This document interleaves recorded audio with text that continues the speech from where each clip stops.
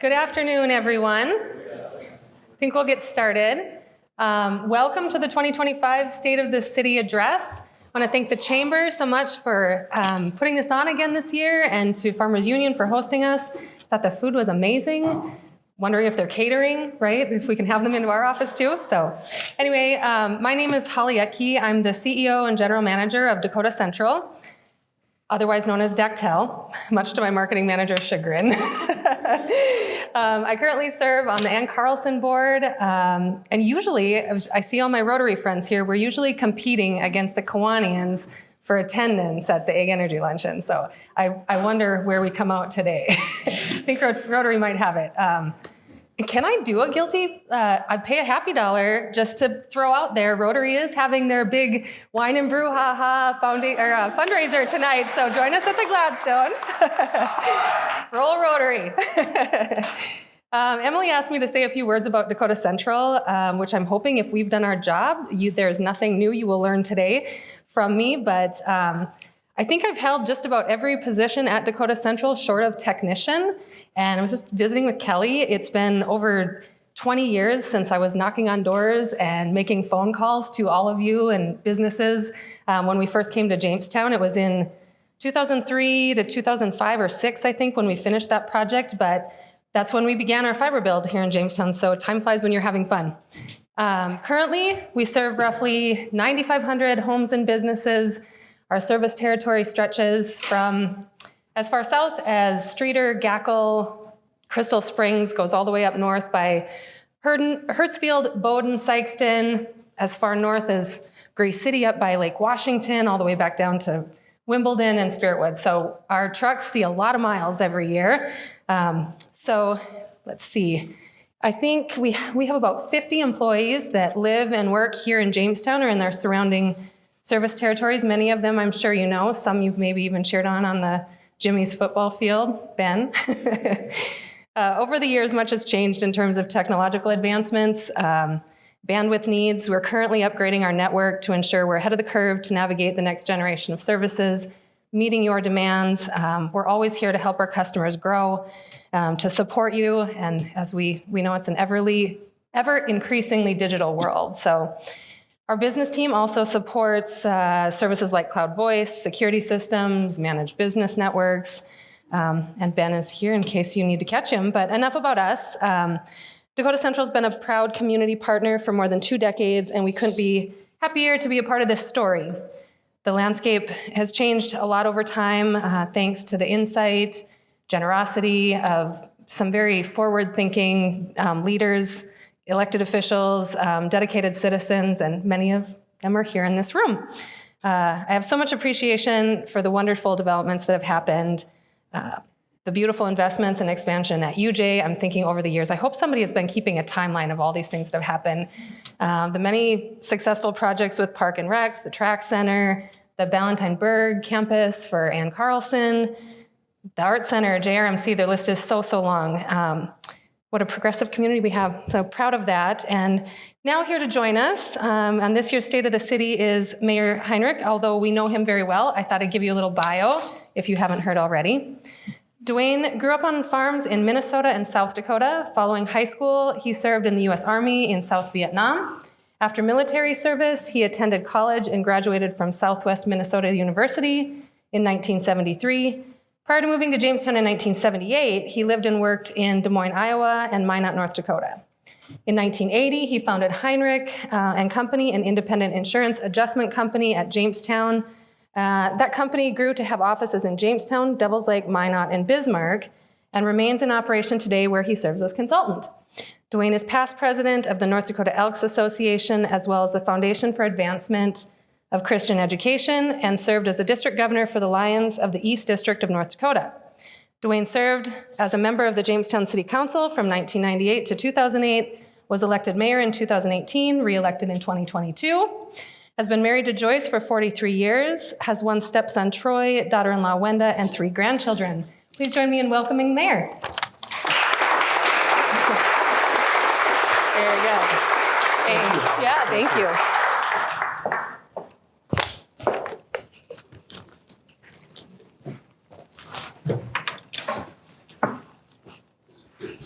Thank you, Holly, for that introduction, and thank you all for being here today. A special thanks to Emily and the gang at the Chamber of Commerce for all of the behind-the-scenes work in getting this event organized. Also, thank you to the North Dakota Farmers Union for making this wonderful facility available for our use, and Dakota Central for providing lunch for all in attendance. I would just mention that we were one of the very first Dakota Central telephone customers in Jamestown. I think some might remember that I tend to tell the same stories over and over, but this would be sometime prior to 2005. And our offices were in a building downtown where the Arts Park is at now. And we had 4 phone lines coming into our building, and only one of them worked. And we had repeatedly called the phone company that we had phone service with, and they could never, they just didn't have the personnel, I guess, to come over and check it out. So I tried a couple other options, and then one day I called Dactel, and I expected a no, but I said, hey, can I just hire you to come over and see if you can figure out what's wrong with our phones? And they did. And I think it took them 5 minutes about that. But then, so then we found out that they did have the ability to provide business phone service. And everybody in our building, and there were about 8 different businesses in there at the time, agreed if they would bore the lines in, that everybody would hook up. And then unfortunately, a couple years later, the building burned. Now, I do want to also, before I go on, I want to acknowledge that we have several of our city council members here today. And way in the back, hiding in the back pew, is Pam Phillips, one of our city council members. In front of her is David Steele. He has the public works portfolio, or committee, I guess would be proper. David Schlegel's over to the side there. And we also have present our city engineer, Travis Dillman, public works director, Tyler Michael, and building official, Tom Blackmore. The city administrator, Sarah Hellickson, is out of town today. I would be, and I also have to acknowledge that gal over there that I've been living with for the last 44 or 5 years, Joyce Heinrich, and she agreed to come today, but she insisted that she drive her own car just in case this went on too long and she couldn't take it anymore. But I would be remiss if I did not acknowledge the recent passing of Jerry Berquist, the chairman of the Stutsman County Commission. When speaking to groups, I like to take some time to talk about the history of Jamestown and Stutsman County and some of the notable highlights of this community's history. It is important that we live in the present, but also respect and learn from the past and keep an eye toward the future. Jerry Berquist is now a part of that respected history. From his example, we can all learn how we should carry ourselves and carry out our responsibilities. I join with all of you who knew Jerry in being appreciative that we had an opportunity to get to know him and learn from him. He is certainly a great example of the epitome of a public servant. As mayor, while attending meetings around the state, I sometimes hear envy or jealousy of Jamestown being expressed. There are those around the state who feel that Jamestown always gets everything. I enjoy attempting to perpetuate this jealousy or envy, which is because of you and all of the other hardworking, forward-thinking, industrious people in our community who have made Jamestown a bright spot in our state. One of the challenges we have, not only from a city government perspective, but also a community perspective, is getting our residents engaged so they are aware of what is going on in the city, as well as the community as a whole. This has become more of a challenge with the unfortunate domination of news by social media, as well as other news outlets with no checks or balances on the validity of the information they disseminate. Negativity sells. I am sure that you have all occasionally heard someone who will say something like, "Why does Jamestown always remain the same?" Why is there no growth? Why is there no new development? There has been no change since I grew up here 50 or 60 years ago. There's nothing to do in town. And similar comments, which are simply wrong. I moved here when I was 30 years old as a single individual, not knowing one person in Jamestown, to work in an office where I was the only employee. 2 years later, I started a business here in Jamestown. I met my wife here, and am fortunate to have a stepson and his family living here in Jamestown as well. Being open and welcoming is one of those two-way streets. It is true that sometimes you do reap what you sow. Again, when I moved here in 1978, I was 30 years old, so I will let you do the math. About the only things that are the same are some of the family names, some of the buildings, and the fact that most everyone still knows where the A&W Drive-In used to be located. I find this remarkable as the A&W closed before I moved here. In 1978, Jamestown College was on the brink of closure. There was little development south of the interstate except for what was then the Ramada Inn Hotel, a gas station, Big Jim's restaurant, and perhaps a couple of other businesses. We had an overcrowded junior high school, senior high school in the downtown area. The courthouse had not been updated and was virtually the same as when constructed in 1883. City Hall was located in a rundown building in the need of much repair. We had a 19-passenger propeller plane providing air service to Minneapolis. There was no National Buffalo Museum. The railroad was leaving. White Drug Headquarters was leaving. There was no power plant or ethanol plant at Spiritwood. The city had no economic development organization. I could go on and on. However, things have changed and changed for the better. Largely because of the forward-thinking economic development efforts, we are now home to the Spiritwood Energy Park, which is the largest private rail yard in the state of North Dakota. That area has a 100 megawatt power plant, an ethanol plant, and the most recent addition, a $400 million soybean crushing plant. There has been remarkable transformation at what is now the University of Jamestown because of forward-thinking alumni, staff, and administration. The university is now showing record student enrollment, expanded their facilities, as well as offering new degrees to meet the needs of future generations.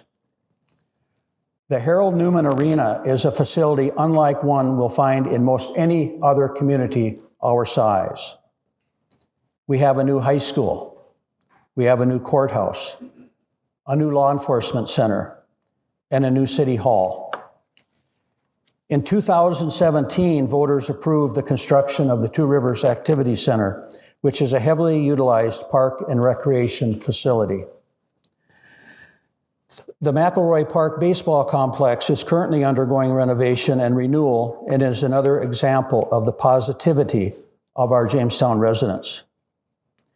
It would also be proper to give a shout out to Pam Fossey and the staff at the Jamestown Civic Center.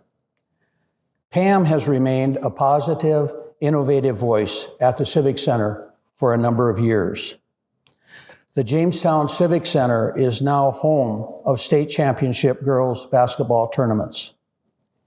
The last 2 years, we hosted the Class B girls, and the next 2 years, it will be the Class A girls. For those of you who watched the basketball tournaments on television this past year, you will likely have noticed that we had the best-looking arena of all venues. The Jamestown Civic Center is a major economic driver for our community. Take a drive through the I-94 Business Park. None of this existed, and this would not exist today without more positive thinking by your community and its economic development arm. Companies such as Cavendish Farms, AgriCover, Champ Industries, Applied Digital, Precision Results, and many others did not exist. Midmock was 1 year old, having been founded by Keith Weil in 1977. They have now just completed a major expansion. Today, we have twice daily nonstop jet service to Denver. In the 2020 census, we beat the Census Bureau estimates by nearly 900 residents.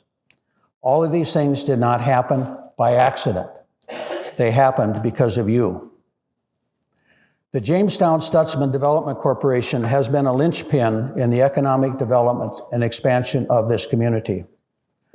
This effort was originally brought forward by the Jamestown Chamber of Commerce. I believe it would be proper to acknowledge the contributions of former CEO Connie Ova and also acknowledge her successor, Corey Shevlin. Corey's here somewhere. Connie did a great job for our community, not only in the economic development arena, but also in training Corey as her replacement. Corey has been doing a wonderful job for your community, and we look forward to many more great things coming from the JSDC. There have also been many area residents who have and who are currently serving on the JSDC board, and we extend our thanks and appreciation to them as well. Another positive development in our community over the past couple of years was the combining of the tourism and Chamber of Commerce operations under one umbrella. It is plain to see with Emily, Allison, Warren, and Vincent, the Chamber and Tourism Office is a true team working for your community. I believe also that the Chamber of Commerce at this time is as respected as it has been at any time since I moved to this community. So again, thank you, Emily, for your leadership. Going forward, there's much to do.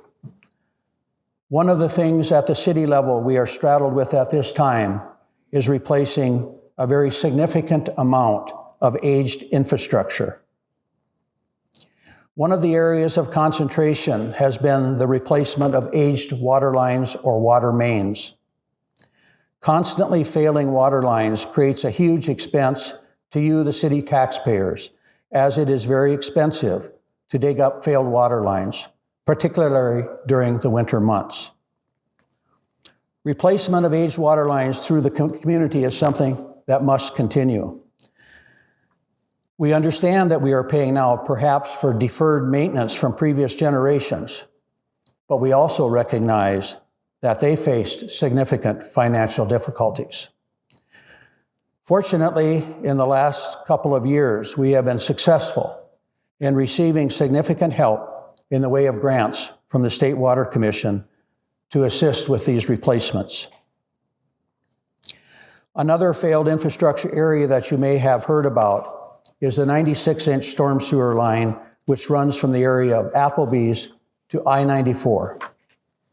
This became urgent with the sinkhole which appeared a couple of years ago. Replacement of this line from south of Applebee's to US 281 has been completed.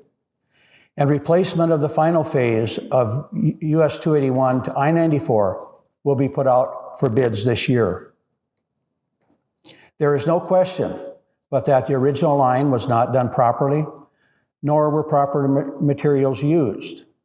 That does not, however, change the fact that we are the ones left to deal with this problem. As you know, the city contracts with Interstate Engineering, and Travis Dillman, our contract city engineer, is an employee of Interstate.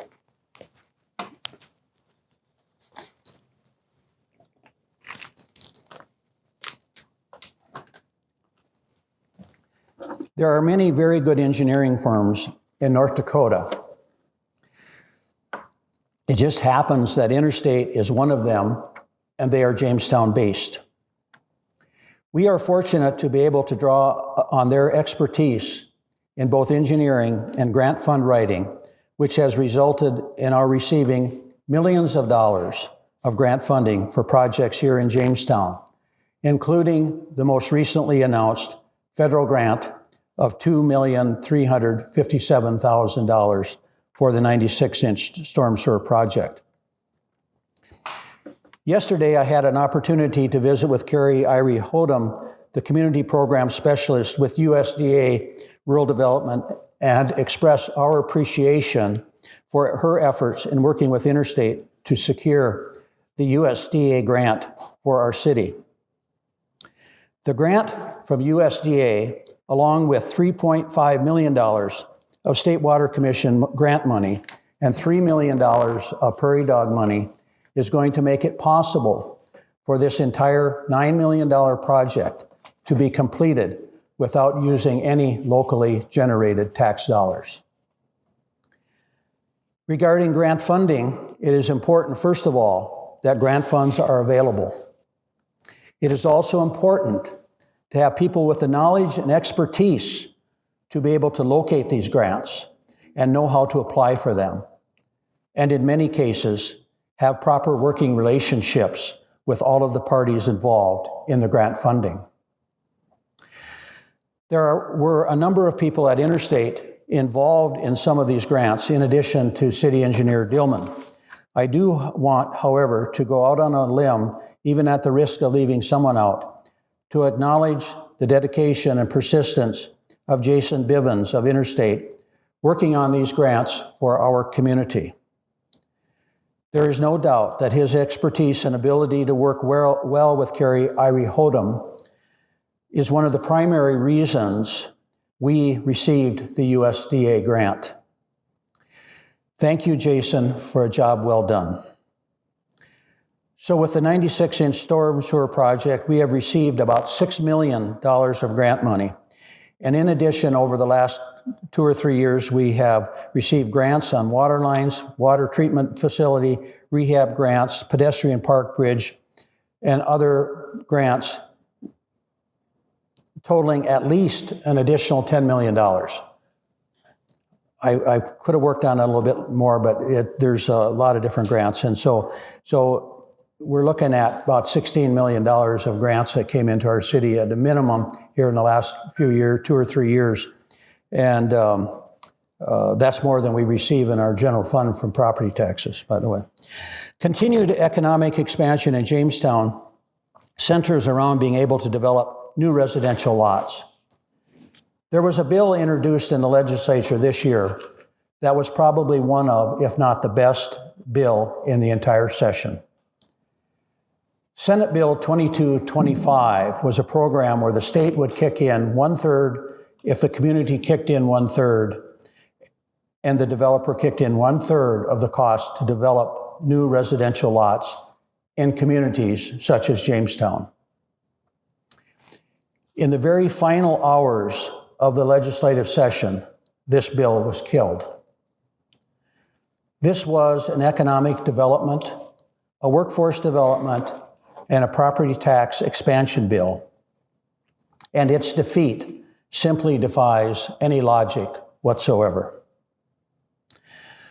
The JSDC, the city, and county had been proactive and had approved potential funding to make this happen here in Jamestown. This is just another of the many setbacks we have experienced attempting to develop new residential lots.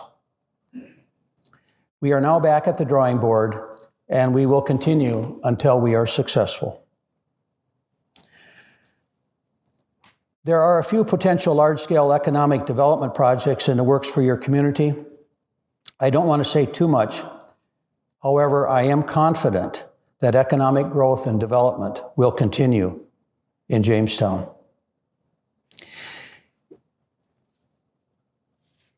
In the recent legislative session, the Operation Prairie Dog program was revised somewhat. We do not have enough information at this point to understand completely the final impacts. What I do understand is the Prairie Dog bucket was moved up in the oil funding stream to almost certainly guarantee funds. But it looks to me that the guarantee will be about $3.5 million instead of the $5 million per biennium we have received the last couple of sessions. However, I do also understand that in addition, there have been some additional direct funding to the DOT, or direct funding in the DOT budget that will come directly to the cities, and possibly also some additional grant funding. However, we do not have enough information at this time to understand fully the impacts of those changes. Fortunately, the municipal water grant funding remained the same at $20 million. That's where we get the money for the water lines, hopefully. It would be impossible to discuss the state of the city without mentioning property taxes. Listening to discussions and rhetoric coming out of the state legislature, one becomes keenly aware that just because someone is elected to the legislature does not mean that they know anything about the operation of local political subdivisions or the property tax system. Through a system dictated by the state, local political subdivisions levy property taxes based upon the value of taxable real property within the political subdivision.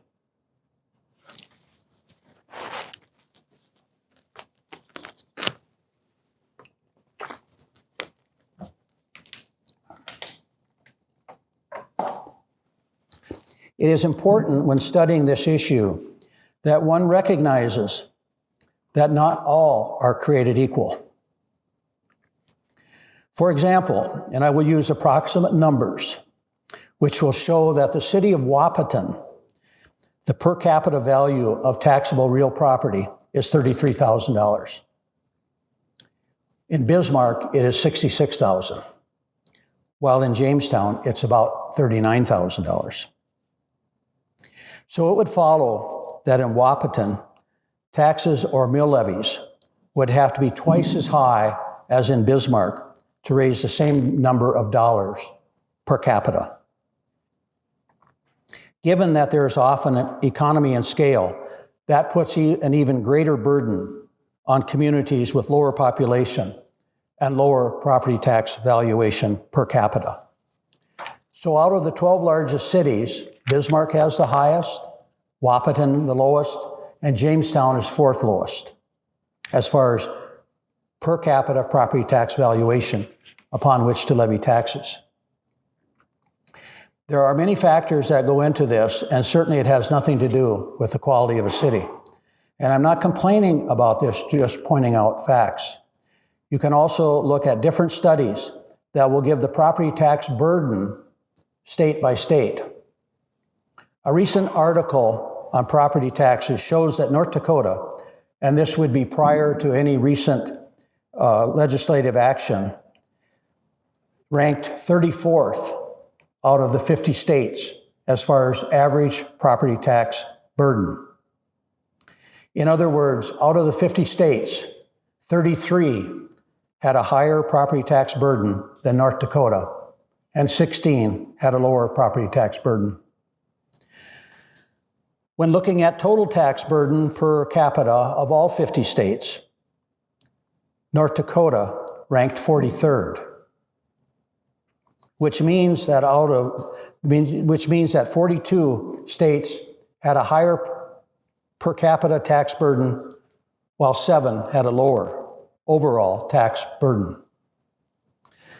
The North Dakota legislature passed House Bill 1176, which grants a $1,600 property tax buy-down on every taxable primary residence in North Dakota. This is a very positive action, and one that will mean millions of extra dollars in the pockets of Jamestown residents. From a local political subdivision standpoint, the disappointing part of the property tax buy-down discussion was the blatant political pandering made part of the process. If political pandering were an Olympic event, some North Dakota legislators would be sporting shiny new gold medals. unless, of course, they were disqualified for the use of steroids or other performance-enhancing drugs. What they did was to present a false narrative that property taxes are high because of incompetence or mismanagement at the local political subdivision level. They failed to acknowledge the fact that local political subdivisions face many costs over which they have no control. There was no mention of the fact that the state routinely hires away employees from local political subdivisions with the offer of higher pay and better benefits. They ignored the fact that state and federal mandates drive up costs for local political subdivisions. Ignoring the facts, they shamelessly paint local political subdivisions as reckless spenders. The reality of the situation is that people across the state saw and heard about the oil money coming into the state, and they asked that at least a part of it go for some tax relief. Property taxes are high, however, certainly not high by nationwide standards, as some would have you believe. Because of Measure 4, they knew they had to do something. They chose to do it in such a fashion as to try to make themselves look good at the expense of local political leaders. This was a simple matter. The people wanted oil money to be used for tax relief, and the legislature did not want another Measure 4. Now, after they create this false narrative, they magnify this by putting a one-size-fits-all limits on how much local political subdivisions can increase property taxes yearly, and they decided on a 3% cap. They are so adept at this that they were able to do so without looking at one political subdivision budget, holding any hearing, or conducting any study on the subject. They just pulled a number out of the air. I do not believe that this is a process that we'll find in any respected school of business. Here in Jamestown, your city receives roughly $5 million of property tax revenue for its general fund. That $5 million is consumed by the budget for police, fire, and municipal court. We sometimes have health insurance cost increases annually of 10%. We have no control over the cost of police cars, fire equipment, and other supplies that we must purchase. On these budgets, costs over which we have no control likely will exceed the 3% cap. This without any pay raises for employees or cost of living raises. A 3% cap for many political subdivisions across the state is simply going to create chaos for many of our cities who do not have access to large per capita tax bases or other funds. Certainly, there has to be some in the legislature who have enough business experience to understand that a 3% blanket cap is not workable. The problem here is that many will buy into the false narrative and develop a distrust of their local political leaders. After attempting to destroy the credibility of local leaders, they say, and obviously with tongue in cheek, if you need more money, you can always ask the voters for more. Here in Jamestown, your city council, and I'm sure the other local political subdivisions as well, continue to work hard with your best interests in mind. Obviously, we are going to have to look at other ways to cut costs and raise money.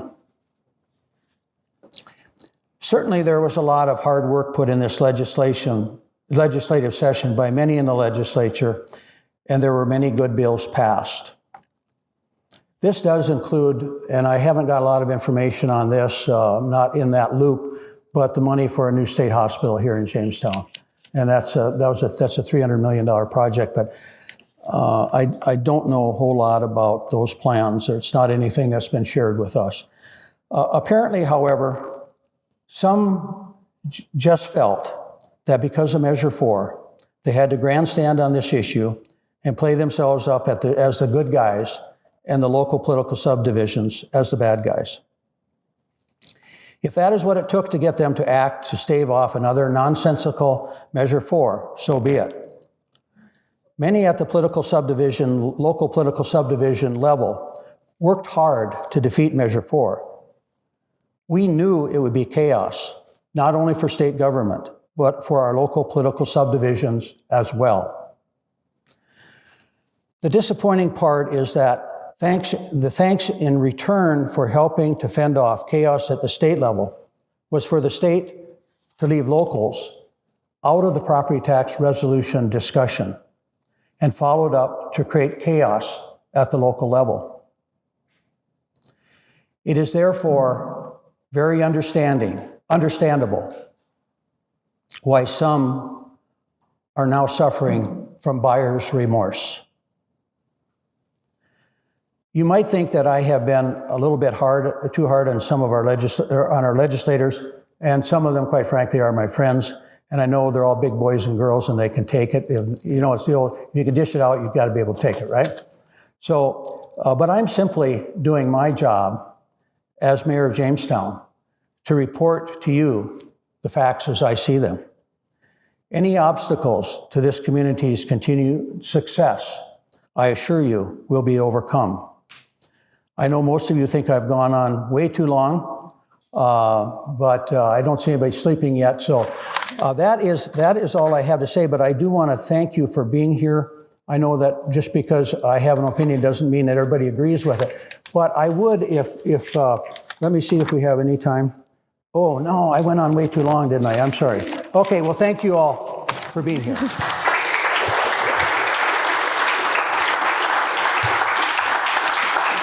Thank you, Dwayne. I'm Emily Bivens with the Jamestown Area Chamber. Thank you all for being here today. Your presence shows that you care about where our city is headed. We've heard about progress, challenges, and the work still ahead, but one thing is clear, Jamestown is moving forward, and we are doing it together. To our city staff, elected officials, businesses, and residents, thank you. You make the city stronger every day. Last but certainly not least, I want to thank Dakota Central and North Dakota Farmers Union for sponsoring today's event. I also want to extend a huge thank you to our Chamber Board of Directors and our staff for helping out and put this luncheon on. So thank you all and have a great rest of your day.